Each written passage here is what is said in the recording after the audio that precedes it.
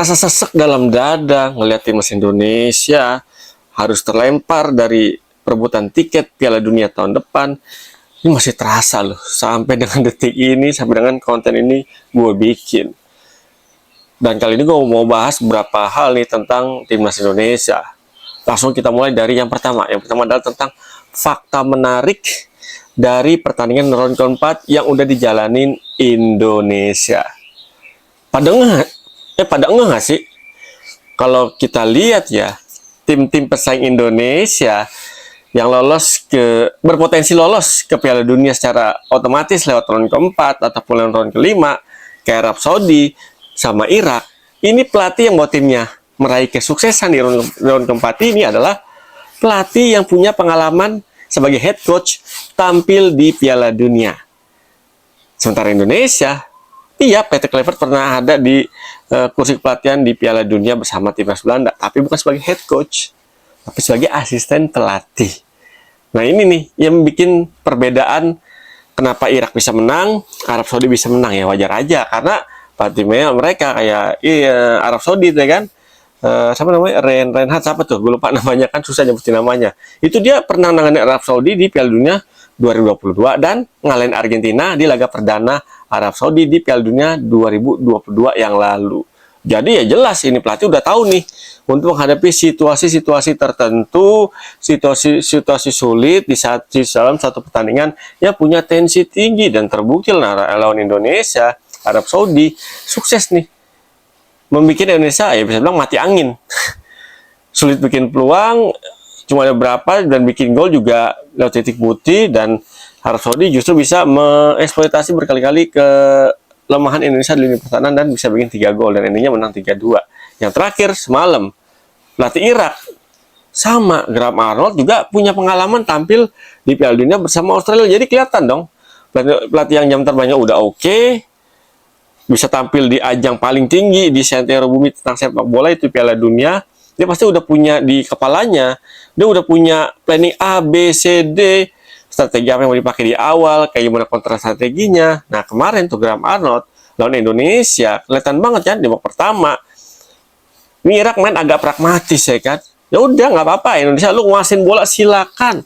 Tapi kalau kita perhatiin ini Graham Arnold menginstruksikan anak asuhannya untuk main sabar. Yang penting pada saat bertahan dan transisi ini konsisten dan disiplin, dan terbukti kan Indonesia di babak pertama Ben punya berapa kans nih melalui tusukan-tusukan dari Tom Hayi, melalui berapa cutbacknya. Yang pertama ke Zylstra, bisa diblok sama back Irak, sontekannya tuh di depan kiper. Yang kedua tendangan dari Leno Reinders yang nyentuh Kevin Dix kalau salah ya, dan memutar besar gawang, tapi itu udah offset. Kevin Dix ya, ini doang yang saya punya kans besar tuh babak pertama yang apa namanya tuh, yang berpotensi untuk menjadi gol. Ya selebihnya ya susah. Dan kita lihat di babak kedua pelatih Irak ini Arnold ini benar-benar melihatkan nih bank data formasinya dia di kepala dia ini benar-benar ya, karena udah punya pengalaman tampil di Piala Dunia ya kan, dan bersama Australia juga udah berpuluh-puluh pertandingan bersama Australia dijalani ya, dia jadi udah punya nih ketika lo ngadepin tim kayak begini, kayak Indonesia mainnya nih bisa main dengan ball possession yang cukup oke, tapi sulit menciptakan peluang. Nah lu untuk bisa menang, si Graham Arnold nih ngeluarin kartu trufnya di babak kedua. Gue juga di awal pertandingan gue juga sempet bingung nih, kok Zidane Iqbal nggak ada di starting line up, Ali Jassim nggak ada di starting line up. Ini ya malah bikin gue deg-degan ya kan, waduh ini kayaknya nih babak kedua kita bakalan di darderdor nih sama Graham Arnold ya kan, karena dua pemain kuncinya yang muda, bertenaga, energik, dan full skill ini disimpan di bench. Nah ternyata benar babak kedua kontra strateginya adalah Irak berani meladeni agresivitas di tengah Indonesia, dan terbukti kan, maksudnya Zidane Iqbal, terus juga kemudian habis itu disusul maksudnya Ali Jassim, ini merubah total gaya permainan dari Irak nih yang cenderung pragmatis. Atau Irak bisa main lebih ofensif dan bisa main pressing di area pertahanan Indonesia. Endingnya apa outcome-nya? Outcome-nya adalah Indonesia ketika di pressing tinggi, ya ini udah ya lawan Indonesia di kualifikasi Piala Dunia di ronde 2, 3, 4 udah hatam nih. Ketika Indonesia di pressing tinggi, ini pemainnya acap kali ataupun suka bikin blunder ataupun suka bikin kesalahan di daerah pertahanan sendiri yang berujung bisa berpeluang tim lawannya ini menciptakan peluang untuk bikin gol gede banget tuh ya kan. Dan terbukti kemarin Irak tuh ketika udah main dengan pressing tinggi, terus juga positioningnya juga lebih oke dibanding babak pertama. Kelihatan kan ketika Rizky Ridho gagal menguasai bola di sisi kanan lapangan tuh di garis pertahanan Indonesia sendiri, ini langsung dicuri pemain Irak, bola didistribusikan ke tengah dan berakhir di kaki Zidan Iqbal, diakselerasi masuk dari sisi halfway ke area tengah depan kotak penalti, dia cari celah, masuk lagi sisi halfway tapi di sisi kiri, boom, dia melakukan tembakan terukur ya. Lagi-lagi ini kayaknya sih pelatih Australia udah merhatiin nih sisi halfway sebelah kiri Indonesia ini lubang yang bisa dimanfaatin untuk melakukan shoot dari luar kotak penalti. Dan memang terbukti kan lawan Arab, 1 gol dari sisi situ dan kemarin Zidan Iqbal ngulangin lagi tuh. Nah ini artinya apa? Artinya kontra strategi dari pelatih Australia jalan dan emang mateng, dan perubahan-perubahan di atas lapangan dia timingnya nih benar-benar tepat dibandingin sama Indonesia. Ya Indonesia, coach Patrick Kluivert ya secara starting line up udah oke, banyak perubahan dan positif dampaknya. Kita main lebih bisa ball possession dan bisa nguasain jalan pertandingan biarpun cuma nggak full 90 menit ya. Nggak full 90 menit mungkin di babak pertama iya, sama awal babak kedua doang tuh. Tapi ketika Zidan Iqbal masuk, Khalid Jassim masuk, ya udah kita jadi kedodoran. Tambah lagi ya stamina fisik para pemain timnas yang bertanding cuma istirahat 2 hari doang kurang lebih, ya ini udah terkuras. Lihat dah di beberapa momen tuh, apalagi di atas menit 60 tuh kan. Lini tengah kita nih jadi agak lebar jaraknya ketika Irak berhasil merebut bola dan coba transisi permainan tuh. Kelihatan kan? Ini kelihatan banget nih Irak benar-benar bisa mengeksploitasi sisi itu tuh. Zidan Iqbal masih bertenaga ya kan, energik. Tambah lagi Ali Jassim. Aduh, udah. Biarpun Aiman Hussein striker utama Irak aman, tapi tetap Irak Irak dan tetap berbahaya dan tahu betul kelemahan Indonesia ada di mana nih. Kita pukul di situnya, dan bisa berujung menjadi gol yang terbukti kan. Nggak perlu masuk ke kotak penalti, karena emang situ banyak main, rapet, tapi cukup melakukan shoot dari luar kotak penalti dikit, arahin ke sisi kiri gawang dari Marten Pas. Dan ya emang efektif, mungkin itu menjadi salah satu kelemahan Marten Pas juga kan. Bola datar, dan arahin ke sisi kiri yang jauh, ya kan. Nah ini menjadi senjata yang sangat ampuh Irak untuk meredam permainan agresif Indonesia. Secara ball possession kita unggul, secara total shoot kita unggul, tapi shoot on target kita cuma punya 1, itu juga bikin shoot Kevin Dix. Striker kita ya belum bisa nunjukin ataupun dapat kesempatan di pertandingan lawan Irak semalam nih untuk menciptakan peluang-peluang berbahaya di area pertahanan dari Irak itu sendiri. Kita kebanyakan lebih manfaatin shootan dari jarak jauh tuh, berapa kali kesempatan ya kan. Terutama di babak kedua ya udah kita bisa bilang ya HY di babak pertama bisa berkali-kali soloran dari sisi kiri pertahanan Irak masuk sisi half space sebelah kiri, tapi di babak kedua udah sulit untuk mengulangi kejadian di babak pertama ya, karena Irak udah sedikit mengambil alih lini tengah tuh, kontrol permainan di babak kedua. Endingnya ya kita ngap-ngapan dong ya kan, biarpun Calvin Verdong tampil luar biasa banget. Nah ini yang menjadi sorotan juga nih, kan Calvin Verdong habis cedera ringan, cedera ringan dan pas pertandingan dinyatakan fit 90%. Tapi perhatiin nggak sih, Calvin Verdong tuh di menit berapa ya? Hampir 90 tuh udah terpincang-pincang kakinya loh. Ini artinya apa ya? Artinya menurut menurut pandangan mata gua nih, jangan-jangan Calvin Verdong nih entah sejak menit berapa udah nahan rasa sakit di kakinya, tapi ya karena dia emang bela negara mesti habis-habisan dia tahan tuh. Ya ini menurut gua nih ya sangat luar biasa banget ya kan. Ini seharusnya pelatih kalau udah kejadian kayak gini lebih jeli melihat, kan nggak ada salah kalau yang Verdong tampil oke, tapi kalau emang udah kondisi nggak memungkinkan, udah ada rasa sakit di kakinya ya diganti lah, ntar cedera lebih parah. Untung nggak cedera lebih parah kan, untung nggak ada cedera habis pertandingan kan. Calvin Verdong penyakitnya agak kesakitan tuh kan, seharusnya tuh yang diganti pas Nathan Chohan masuk, jangan siapa yang diganti, Dean James. Seharusnya Verdong aja yang diganti, biarpun Verdong lagi oke performanya, tapi ya menurut gua ketika main udah kayak begitu tuh, udah capek banget menggendong di tengah Indonesia, tambah lagi berpuluh dari cedera dan agak sedikit terpincang-pincang menjelang menit 90, ya harusnya yang Pas Nathan Chowan masuk gantiin Calvin Verdong, karena Nathan Chowan sama permainan Calvin Verdong dia bisa main di posisi itu biarpun nggak sebagus Calvin Verdong. Ini yang menjadi catatan gua. Kenapa yang tarik Win James ya kan? Ya, dan sisi lain juga pergantian siapa tuh Moskin Emiliano Jonathan sebetulnya ya udah telat ya. Kita lihat dong Emiliano Jonathan masuk gantiin Eleno Renders ya. Jarang banget Emiliano Jonathan sini mendapatkan bola untuk melakukan tusukan-tusukan ataupun cutback ke area pertahanan dari Irak. Terbukti kan Emiliano Jonathan siapa masuk. Ini lini serang Indonesia dari sisi kanan nggak terlalu berbahaya karena udah ditutup. Ruang geraknya udah dipersempit bahkan ya kan.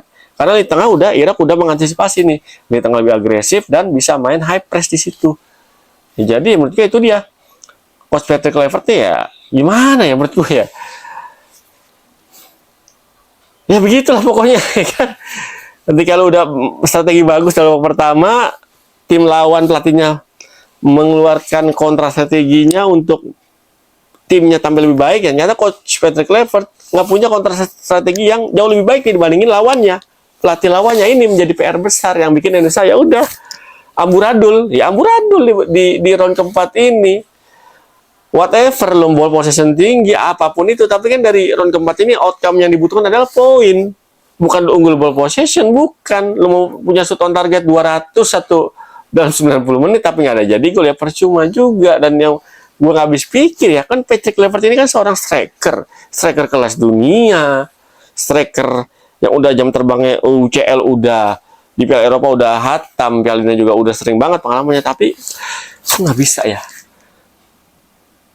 apa namanya tuh ibaratnya ya memoles striker Indonesia untuk tampil tajam. Molesan apa? Waktu berkumpulnya sedikit. Ya semua timnas kayak gitu berkumpul waktunya sedikit timnas senior ya karena klub-klubnya ya bertanding reguler tiap minggu dan ya bisa gabung sama timnas cuma saat jeda internasional ya. Harusnya Patrick Kluivert ketika menerima pekerjaan sebagai pelatih Indonesia udah memikirkan matang-matang tuh kayak gitu tuh ya kan. Ini gimana nih Indonesia kan ya pas Patrick Kluivert ngambil tampuk kepelatihan dari Sintayong kan pasti kan PR udah tahu nih striker Indonesia PR-nya besar banget nih, ketajamannya kurang ya. Seharusnya itu di apa namanya tuh dimantepin nih untuk menghadapi round keempat ini. Tambah lagi oleh Romani kan cedera nggak fit 100% nih untuk menghadapi round keempat ya kan.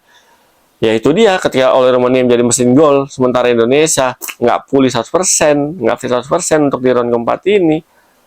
Ya harusnya striker lain ini bisa menjadi alternatif loh. Ya dilalanya kan ya. Udah lihat hasilnya kan.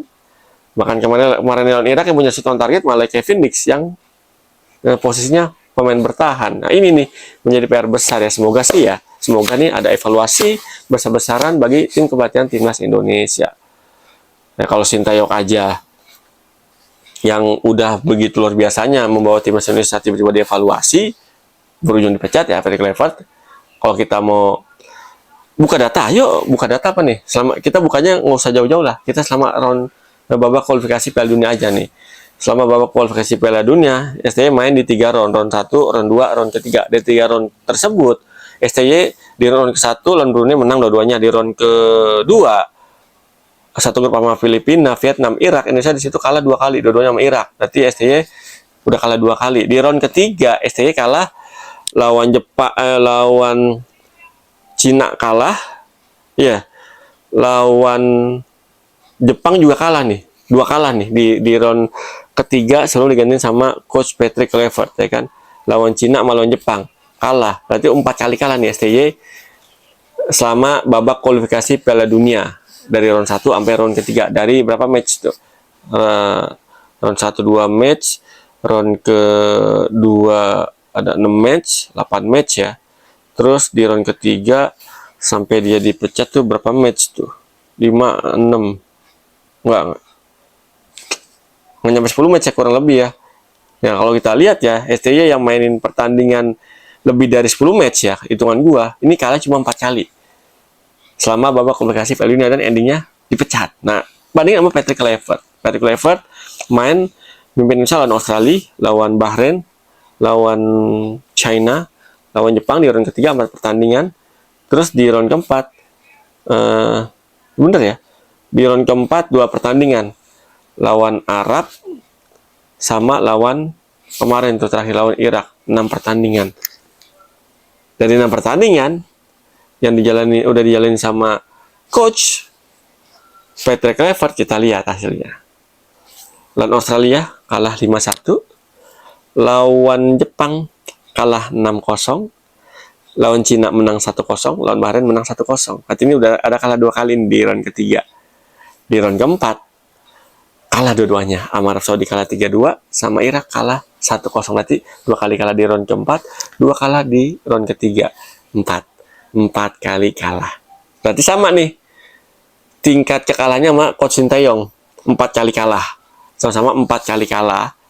Tapi Sinteyong kan dia mulainya dari round 1, round 2, round ketiga. Sementara Kluivert di round ketiga cuma menjelang fase akhir nih. Di 4 pertandingan akhir nih. Dan di babak round keempat. Nah, dari total 6 match yang dijalanin sama PT Kluivert di babak kualifikasi Piala Dunia, kalah 4 kali, berarti menangnya cuma 2 kali. Nah, harusnya sih ya, kalau mau kita lihat data tersebut, harusnya nih PT Kluivert dievaluasi. Jadi bahasa belak-belakannya, pecat, ganti sama pelatih yang lebih punya filosofis permainan yang lebih oke, yang punya jam terbang lebih mantep di ajang level tertinggi sepak bola, ya kan? Ya karena ya Piala Dunia beda. Lu Piala Dunia belum Piala Dunianya baru kualifikasi, beda, pressure beda. Harus punya bank data formasi, taktik, terus juga planning untuk perkembangan di satu pertandingan ini harus banyak nih, harus punya bank data, harus banyak banget. Ya Patrick Kluivert kan belum ada pengalamannya, belum banyak di Piala Dunia, apalagi sebagai head coach nggak ada, nol. Sebagai head coach ya nol di klub di Curaçao juga di kualifikasi Piala Dunia juga ya hancur lebur juga ya kan, di klub juga begitu ya. Sekarang itu sih kita doain aja nih, semoga ada evaluasi terhadap coach Patrick Kluivert, dan ya apapun keputusannya kita lihat aja nanti, kita tunggu aja. Oke, yang penting dukung terus nih kemajuan sepak bola tanah air, kita doain jangan bosan-bosan, semoga sepak bola Indonesia makin sini, makin ke depan makin lebih bagus lagi, grassroots-nya benar-benar dikembangin, usia mudanya benar-benar secara cepat, harus secara cepat-cepatnya harus benar dibenahin nih pembinaan di usia muda di Liga Indonesia, biar pas main nanti di level teratas sepak bola tanah air ini udah terbentuk mentalnya, visi permainannya, cara bermainnya udah terbentuk. Bisa nggak? Pasti bisa. Kalau itu bisa ya otomatis timnasnya nggak perlu capek-capek lagi nih nyari main diaspora untuk memperkuat, untuk mengupgrade kekuatan timnas Indonesia, nggak perlu. Oke? Terima kasih yang udah nonton konten gue, Irwan Chan, di konten Berita Abangan. Jangan bosan-bosan untuk support channel YouTube gue biar makin berkembang. Saatnya mau pamit, salam olah bola.